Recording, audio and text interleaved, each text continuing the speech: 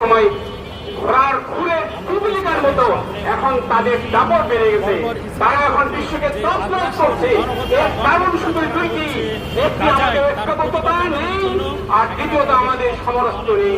এই অবস্থাকে উত্তরণের জন্য আমাদের ঐক্যবদ্ধ হতে হবে এবং সমস্ত মুসলিম বিশ্বের শাসকদেরকে সমরাস্ত্রে শক্তিশালী হতে হবে।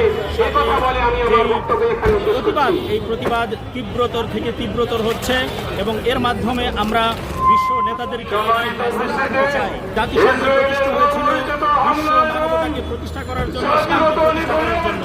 কিন্তু আজ সেই জাতিসংঘ কোথায়, আজ সেই বিশ্ব নেতারা কোথায়, আজ সেই বিশ্ব মানবতা কোথায় বলে বলে এই বিশ্বটাকে শোষণ করছে এবং গাজার সাধারণ মানুষের উপর যেভাবে নির্যাতন চালাচ্ছে, কেন আজ বিশ্ব নেতারা চুপ হয়ে রয়েছে?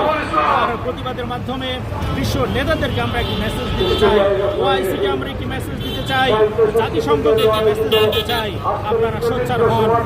গাজায় যে সাধারণ মানুষের উপরে নিরীহভাবে নির্যাতন চালানো হচ্ছে, এর প্রতিবাদে সমগ্র বিশ্ব যখন প্রতিবাদ করছে, তখন আমরা কেন জাতিসংঘ থেকে কোনো নিন্দা প্রস্তাব দেখছি না, ওআইসি থেকে কোনো নিন্দা প্রস্তাব দেখছি না?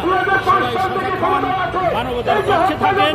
আজ এই বাংলাদেশ থেকে আমার এই দেশ থেকে শিল্প করে দিন। 1970 সালে হত্যা চালানো হচ্ছে তার প্রতিবাদ জানানোর জন্য আপনারা এগিয়ে আসুন, ইসরায়েলের বিপক্ষে অবস্থান করুন এবং গাজাকে রক্ষা করার জন্য যার আছে সেটি নিয়ে এগিয়ে আসুন। আমাদের সন্তান